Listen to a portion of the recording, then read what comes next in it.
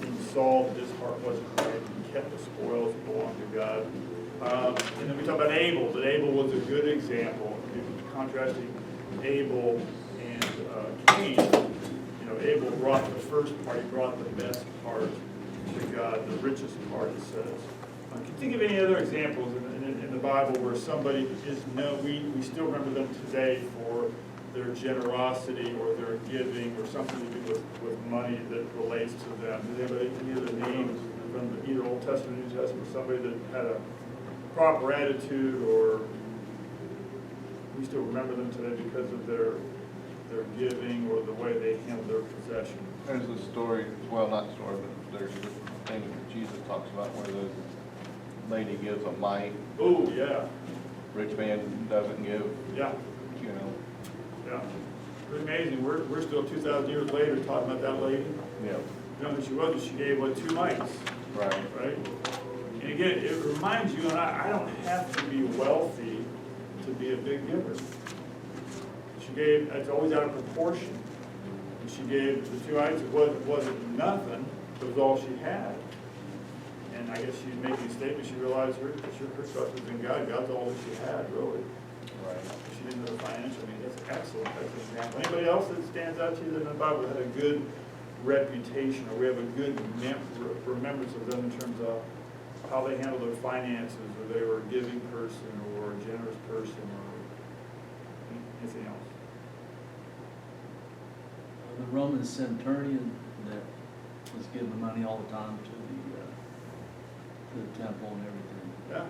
I mean, they even told the Lord that he had a good reputation in that area. Yes, absolutely, absolutely. And it does. I mean, it sounds like from that story, it sounds like he wasn't. Well, he definitely wasn't born again. But I don't even know if he was saved. He had a heart for the Jewish people, a heart for the temple. So there's something about his heart, but he obviously didn't know, the particulars of what we practice. And that's why he sent for Peter, right? He sent for him. But yeah, he was a generous person. He gave to the temple. He helped build a temple, whatever. But he's well known for being a generous person. Cool. Anybody else? Any other examples of anybody that you remember that are known for their giving in the Bible? We talked about Abel. We talked about the widow with the 2 mites. We talked about the centurion. Anybody else stand out in our minds? What,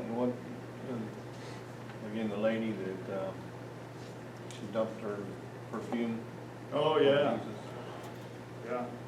She anointed Jesus for the burial, and how that was an extreme amount of money. That was, I think it's almost a year's wages for a common person, a regular labor. That was a year's wages. So that was an extravagant gift.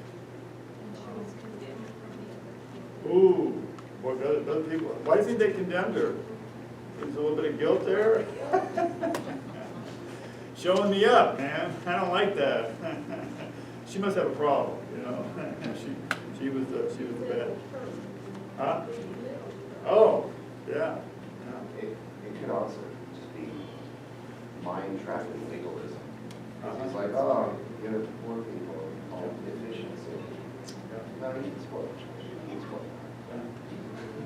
And we'll get criticized from the world too. It's like, why are you giving so much to the church? What about all the people out in society that have needs? I mean, and we'll never be able to meet all those needs. And when it gets back to, I've got to decide, am I going to honor God first? Put him in first place. There'll be a lot of, and unfortunately in our society, those people that complain the loudest in our culture usually do the least. They complain about, they really they want the government to do something about it. Like, well, have you taken any homeless people to your house? How much money? Let's see what percentage of your income you give to the poor. You would, if they want to pass a law, so they always want somebody else to take care of the needs instead of themselves. All right, so let's look at what I call four major areas of our giving as being stewards. And first of all, we'll talk about the tithe. I think that's the basic part where we start. And it's an example, I think, of putting God first place. We're told, in the Bible in Acts, talks about them on the first day. We're gathering really on the first day of the week. You and I are giving our time. calendar, Sunday is really the first, first day of the work week is Monday. But if you look at our calendars, this is the first day of the week, and we're in God's house. And I think on your, I'm sorry, if you, from last week, I still have, I looked at some memory verses. Anybody here wasn't here last week? I think everybody was here last week. This is for today. You guys can get one of these. And I've got just a couple. This is from last week. Give a look at this table. This is from last week. Jack, you didn't get one from today. All right, so I got a couple verses from last week, and we'll finish up, and we'll get onto this new page that we have, which starts off with Malachi.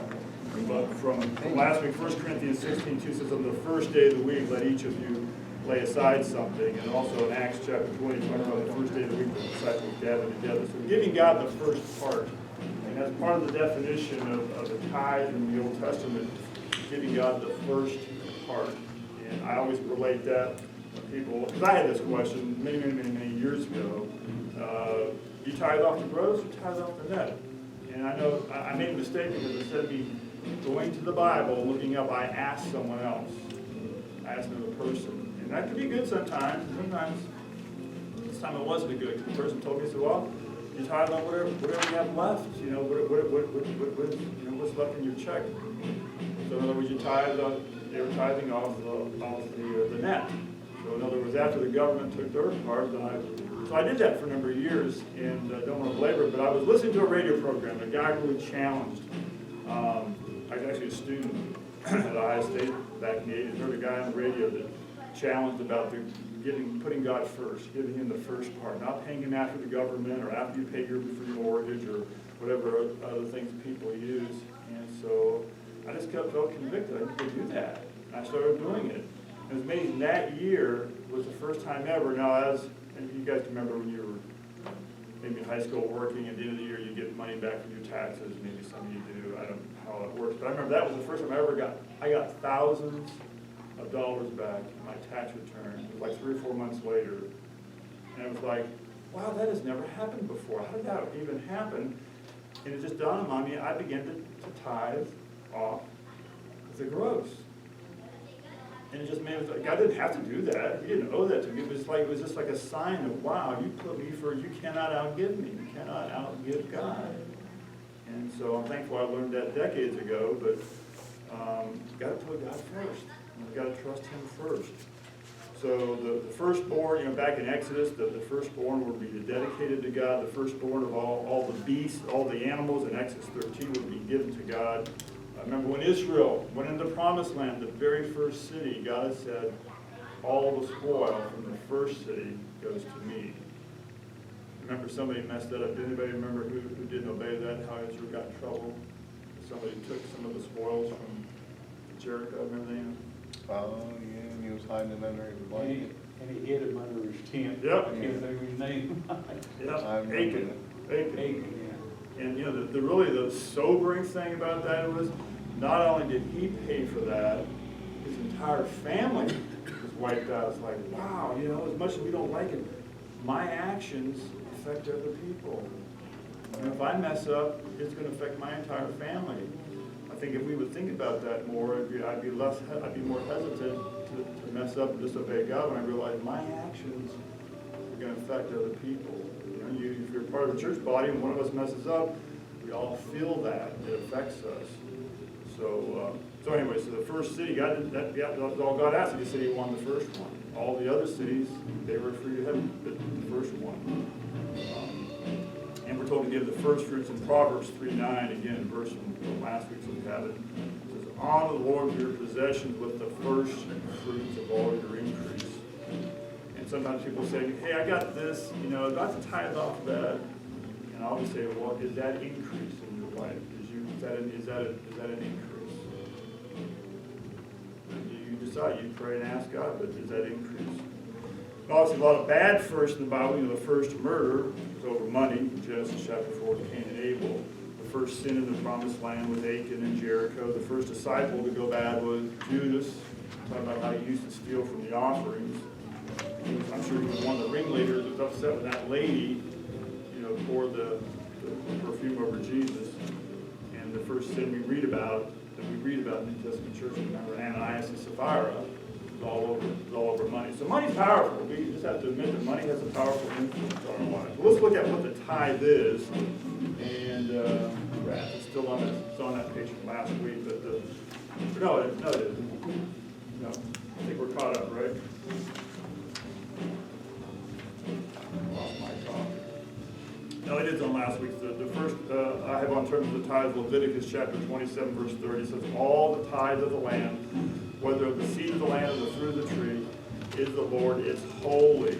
Something's holy means it belongs to God. So we're to give a tenth of all. And then the very famous verse that I'm sure we can all of us beat over our head with this verse, but it is a very pertinent verse in Malachi, which is the first verse on your new page of verses. Malachi chapter 3, verse 8 and 10. Will a man rob God? Yet you have robbed me. But you say, in what way have we robbed you? In tithes and offerings. I remember years ago, actually, it was a missionary that I heard was talk about the tithe. He said, you don't give your tithe, you pay your tithe. What do you think? What did he mean by that? I got it maybe a little bit later. He said, you don't give your tithe, you pay your tithe. Because that's what God does. That's what is expected of you. It's not mine, right? Really? Right. The Bible says it belongs to God. I remember when I first started tithing, I did this. Good Christian. Well, you're a Christian, Rick. You tithe. Right. I realized it belonged to God. I wasn't doing something noble. It belonged to Him. All that I have, because of the grace of God that I'm alive, have a job, have income, have money to tithe, it's all pointing to God. Yes. Yep. So, and then but look at it. It says in tithes, and so tithes and offerings. So that's another point of giving. What is the difference between an offering and a tithe? After you paid your tithe, the 10%, anything above that is an offering. Now there are things in the Bible called free will offerings, where you just freely, I want to give this, and there are other things that were prescribed. But notice it says here, you've robbed God in tithes and offerings, so He is due an offering. Now, not as specifically, tithe is, how much is a tithe?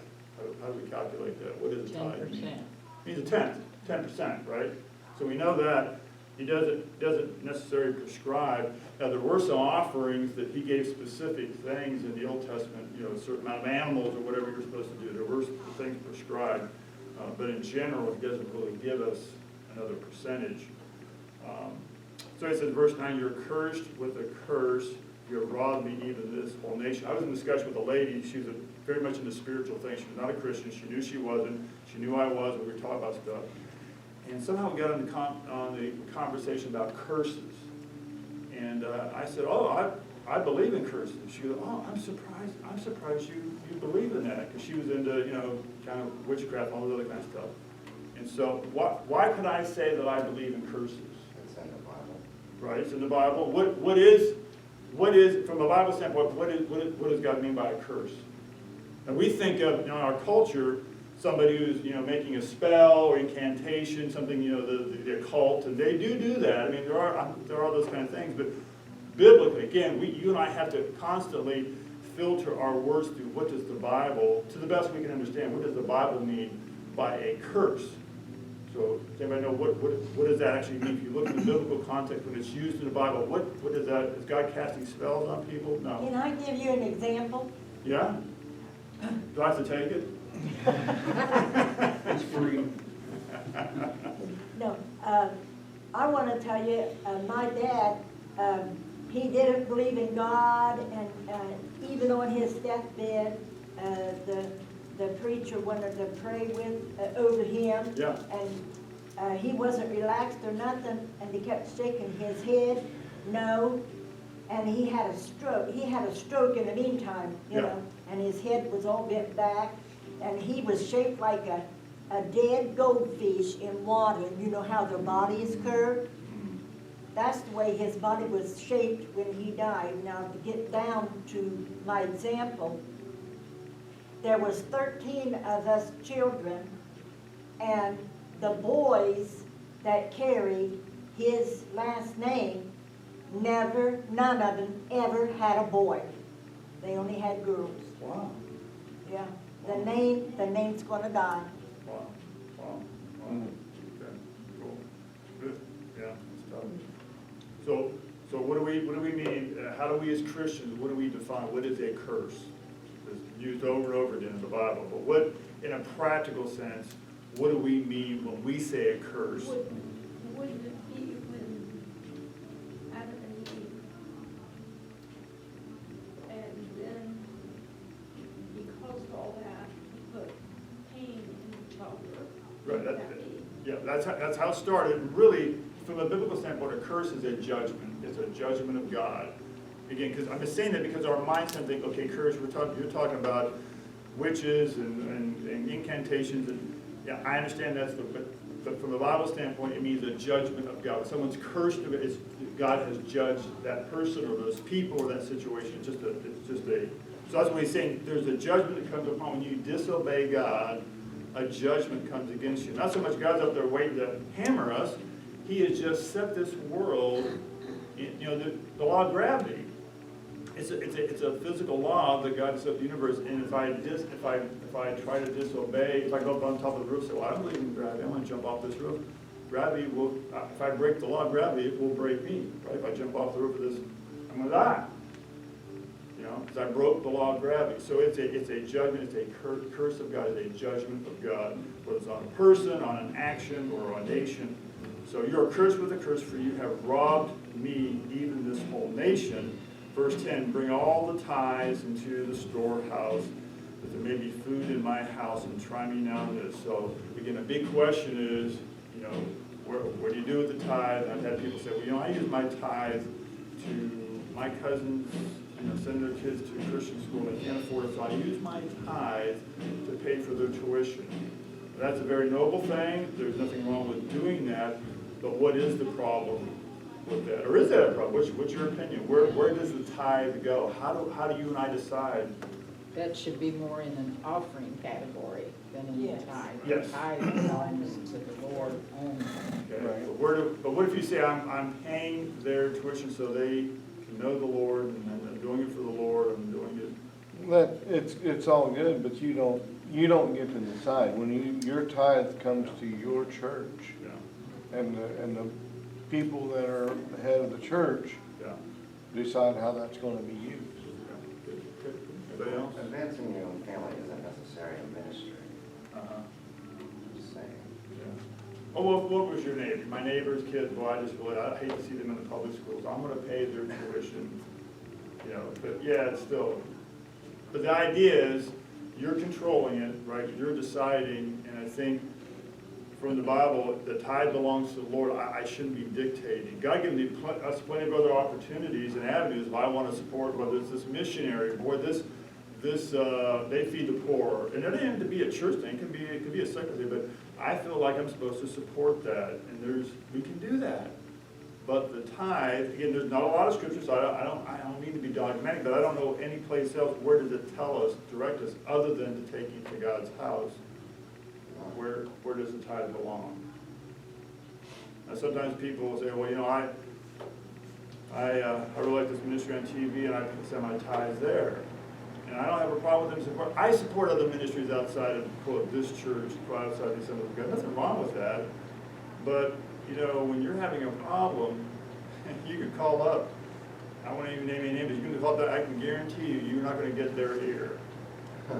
Joyce Meyer's not going to call you back, Robert Morris or Tommy Barnett or Billy. They're not calling you back. They're not going to visit you in the hospital. It's just a practical. So the Bible doesn't say a lot about it, but all the inferences, Jewish people brought their tithes, it was to the temple. It was to the storehouse. Another way you can look at that too, you don't go to McDonald's and pay your bill at Burger King. Yeah. Burger King would like that. If you go to Water's Edge, then that's where you need to pay your tithe, not to the TV ministry. What if somebody's in a nursing home? I mean, that thought just came to me. Yeah, yeah. My mom was in a nursing home, but she didn't know what was going on anyhow. But, Yep. uh, Well, okay, is she a believer? No, she's passed away. Oh, But okay. she was. She was, believer, okay. But she was in the nursing home, but what if somebody like that, I mean, they're not really having much of an income anymore anyway. Right. But, if they was in a nursing home and Yeah. that's where they were getting fed spiritually, was on the TV or something. If they don't have a home church, and again, it's the storehouse is where you're getting fed. Now, ideally, you should be part of a local church, and then when you have to go to a nursing home, I've made plenty of visitations to people that have been part of our congregation and gone to, so hopefully, if she'd been a part of a local church, hopefully that local church was still following up. And we have people from this church, I don't know, although I know the names, that we pray for them a lot of times on Mondays, but they're part of the church, and we still minister to them. And I don't know about them specifically, but I know from past experiences where people would still tithe. I would go visit people in nursing home, they still tithe to our home church. So if she had a home church, hopefully the responsibility of the church is to continue to follow up and minister to them in some respect. But if they don't have, if for some reason, sometimes people move for family, you're in an area, and maybe you were never part of a church, and there's no church that comes to visit you, and you get fed off of that TV ministry, that I certainly want the tithe to go somewhere. I don't want to hold on to it. So I don't have a problem with the situation if they don't have a home church, or if the home church isn't taking care of them. If they just, yeah, we'll take your tithe, but we're not calling you to visit you. I wouldn't have a problem with them doing that. An elderly neighbor that we had years ago was a member of a church, and the only time they came to her house was at the first of the year. They wanted her to pledge how much she was going to give, and if it didn't come in, then they were there to collect it. Yeah. I've heard stories like that before, so I certainly believe that. On offering, do we believe that when you help outside the church, that is part of the offering, or should that all come into the church? No, I mean, I think if the Lord prompts you to give to someone, I don't think it has to be. Now, we like giving, okay, if you like to give to the poor, like we have an alms, a benevolence ministry here, I've written out checks to the benevolence ministry. I just let, Pastor Rusty or whoever make that decision when the need comes in, but there are times when there's people outside the church that, I felt the Lord prompted me to help them.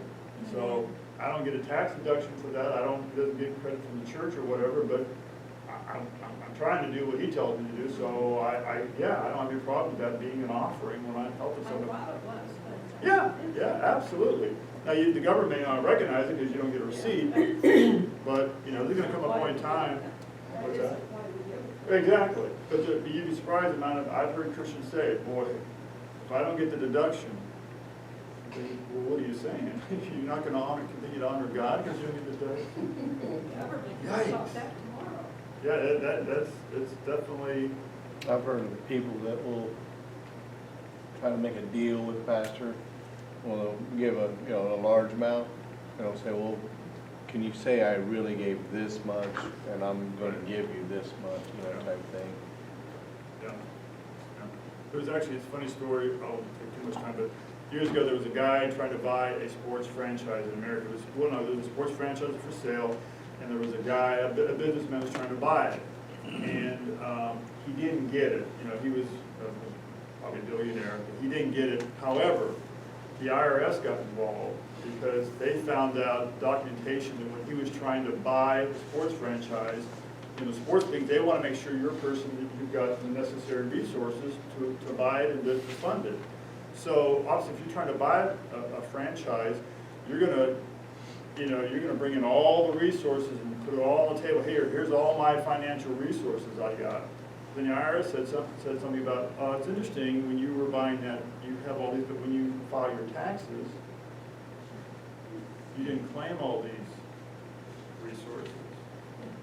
So when it behooves us, we want to look like we have a lot of money, but when it benefits us, sometimes I think we do that with God, like, well, this is really 10%, but what about this and this that you got and this?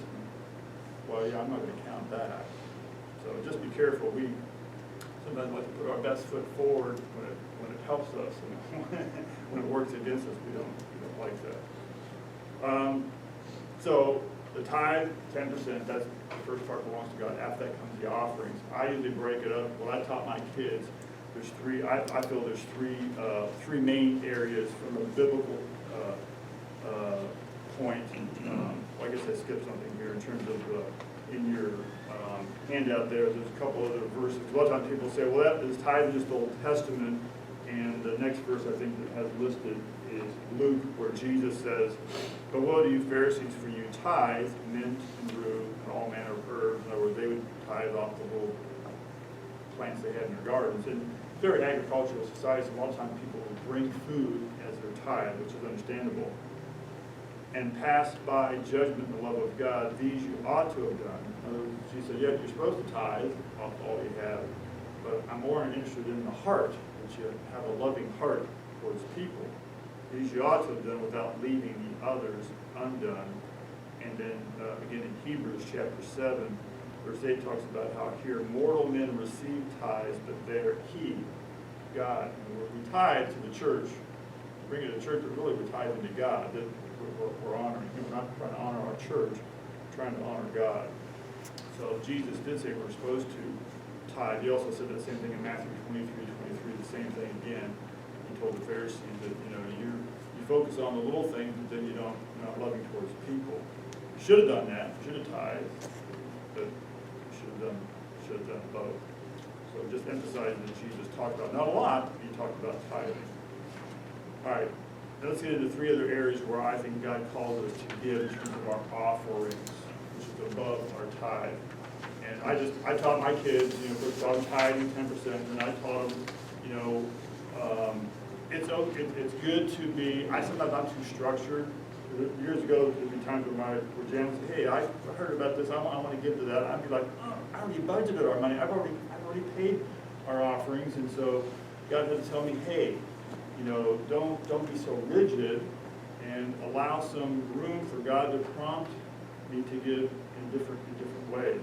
But I taught my kids to budget after the tithe, 1%, this is the starting point, but to give 1% to missions. The next verse is at Matthew 28:19, and also Acts 1:8 talks about going into all the world. So how can you and I go into all the world? Well, when you and I support missionaries, we can't physically go into all the world. Now, God may call you or I to be a missionary, but if he doesn't, I can still go by my giving. When I support missions, I'm giving. So going to all the world, the way we do that is through our missions giving. We want other people to know what we do. So that's Matthew 1:8. I guess I did. Yeah, okay. Matthew 28:19 and Acts 1:8. And then second area that I taught them is that give 1% to Jewish evangelism. A lot of people look at me kind of funny when I say that, but I think in the Bible says we are to specifically target Jewish people. And actually, I went to a missions conference yesterday. We talked about targeting, and they talked about how a lot of times at our churches, the tendency today is to be more involved in our local community and give to our food banks or other type of ministries, which are good. Crisis pregnancy, we support that. That's a local thing. We feel very strongly about that. That's a local thing, but I think we have to keep our eyes on the world. If I don't focus on that, I'll tend to gravitate towards the needs around me, which are so great. So I've got to focus on the far. Like when you're driving, you want to look down the road. You don't want to look right in front of your car. You want to look down the road. You'll pick up what's right in front of you. I drove with an aunt of mine one time when I was a little kid. We're all over the road because she's looking right in front of the car. When I get back home, I said, Mom, Aunt so-and-so. She goes, I know how she drives. Because she was looking right in front of the car, and so we're all over it. You have to look far down the road. So missions is looking far, and I'll pick up the things that are around us. Same thing with Jewish. I think we need to target and budget some of our giving to Jewish ministries. In Genesis 12, we're told that God said, if those that bless Abraham, I'll bless them. Genesis 12:3 says, I will bless those that bless you, talking to Abraham, and I will curse him. I will judge him, in other words, who curses you, and all the families of the earth shall be blessed. Romans 15, this is a key verse. Romans 15, I think I started verse 25. Paul says, but now I'm going to Jerusalem to minister to the saints. So he's headed back to Jerusalem where the Jewish people were. For it pleased them from Macedonia and Achaia to make a certain contribution for the poor among the saints who are in Jerusalem. So he's in these Gentile areas, but they're giving offerings for him to take back to the Jewish people. Well, why would they do that? Verse 1 it said, it pleased them indeed, and they are their debtors. For if the Gentiles have been partakers of their spiritual things, their duty is also to minister to them in material things. You and I today, I mean, I don't know if anybody, I'm not Jewish, but I know of. Don't have any Jews. I don't have an action ground, I'm not trying to, but we are here today, we have this Bible because a lot of Jewish people gave their lives for you and I to have the privilege to read this word and to know God. You know, all the patriarchs in the Old Testament, they're all Jewish. All the apostles were Jewish.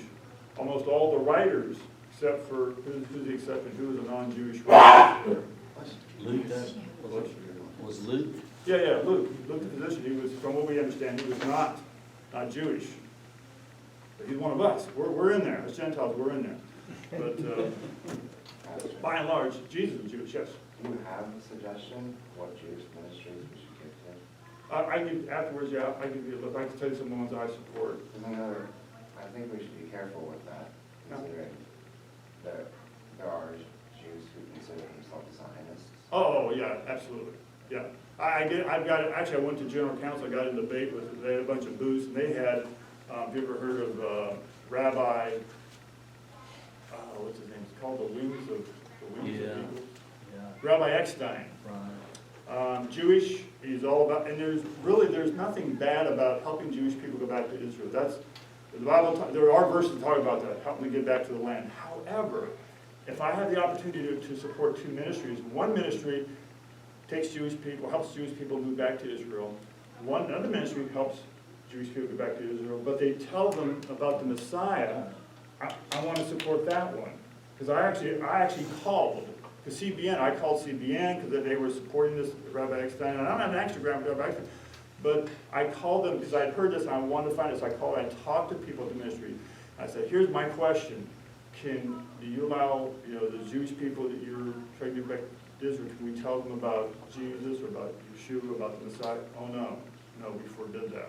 I said, okay, I just want to make sure, I just want to know, I disagree with that, but I just want to make sure I don't want to just get from hearsay. So yeah, there are ministries that do good things, but I'd rather do a God thing than a good thing. So you do have to be very careful about that. So you don't want to just blank, you'll see the commercials, they're on TV all the time, and it looks so noble. Help the poor Jewish people. Oh yes, we do want to help the poor Jewish people.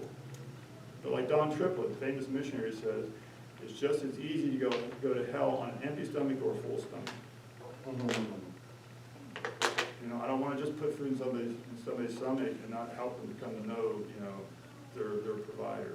So absolutely, you always be wise and discerning. There are some big ministries that really don't do much ministry anymore. They're on TV and they're well known, but they don't really do a whole lot. So be careful. But I think we have, in Romans chapter 1 it talks about, remember Paul says, go to the Jew first and then to the Gentiles. See, I think, and people point out, if you target Jewish people to go after, you'll pick up the Gentiles. If you target the Gentiles, you'll miss the Jews. Because they take there's a different message, a different methodology. We have to be intentional. I'm not trying to blow this up, but I just think it's important to need to give the mission, need to give the Jewish people, specifically Jewish ministries, and then thirdly, what the Bible probably talks about more than any of the other areas is giving to the poor. Tremendous amount of verses. In your list there, you have Proverbs 28:27, which says, he who gives to the poor will not lack, but he who hides his eyes will have many curses. Proverbs 21:13, whoever shuts his ears to the cry of the poor will also cry himself and not be heard. So we need to realize that there's a very viable ministry in targeting, helping people that are disadvantaged. And that's kind of a buzzword in our culture today, especially among younger people, is,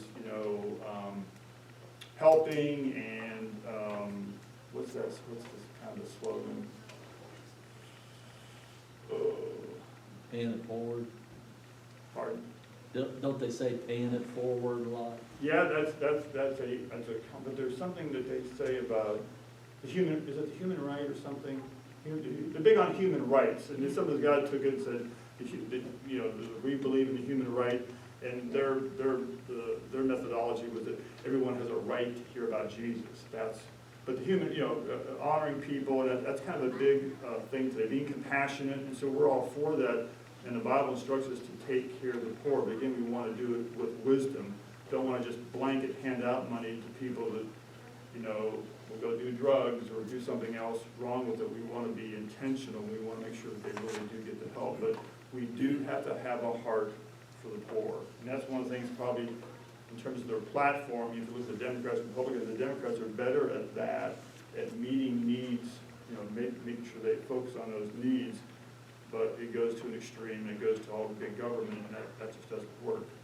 And that's where we have to be careful about who we give it to. Yep. You know, Yep. know their background, know Yep. their stand, Yep.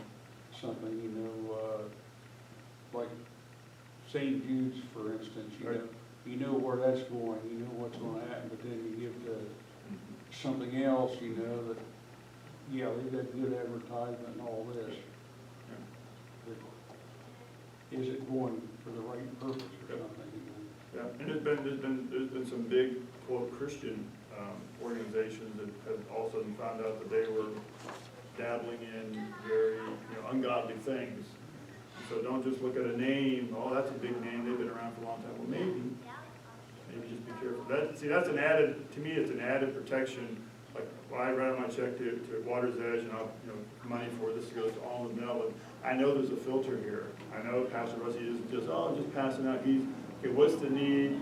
We want to help people. We want to not only help people, we want to help them not get into this problem again. And so we don't want to just put a Band-Aid over it.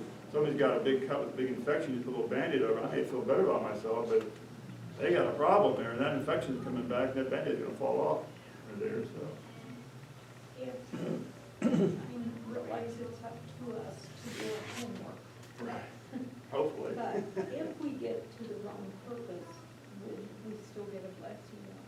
I remember years ago, Jan, first time we ever gave a big check, you know, talking about a few $1,000s to something, and then the ministry went south. It was like,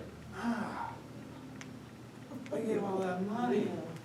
You know, and I felt like God said, that was more for you than for them. It was more for me to learn to, oh, that was so hard. I mean, we've been saving for a down payment on a house. It was like thousands of dollars. And so God said, no, I told you to do that. So if we do it in obedience, and we still want to be wise and discerning, but we can't help. Jesus had a treasurer who was a thief. The ministry still survived, God's will be done, that person got judged. So there's always going to be problems to find. So be careful about it also if you hear of a problem with a certain ministry, whatever, hey, there are people, you know, you can't, especially the bigger the organization, there's just more hands and more people involved and stuff. It happens, you know. But he was talking about, that was for me. That even though they messed up, that was for me. So yeah, that will happen. Yeah. I know a major Assembly of God church that changed over pastors, and the new guy stole mega money, and then the other pastor had to come back because people mess up. People mess up. How do you even justify that for a second? I mean, I understand, I'm learning to tithe, but I'm the best tither, Yeah. so I'm robbing God, but how do you justify Yeah. in your heart stealing from a ministry like that? You know, I think it starts, like everything else, it starts very subtle, very slowly, and we're like, Right. well, it's not, yeah. We've all done that to a degree. It's like, I don't want to be legalistic about it, you know, so I'll go ahead and I'll allow this, whether somebody else or myself, and next time, you go a little bit farther, and then the pretty next thing you know, it's like, I'm in compromise. I have compromise. Lord, forgive me, I have compromise. So it's a warning to all of us, we all can, even some of the people that are most rigid can fall off big time. I did that with Thanksgiving dinner. It's just a little bit. As long as you repent, brother. And it's only once a year. Right. Once a year, Thanksgiving comes once a year, so.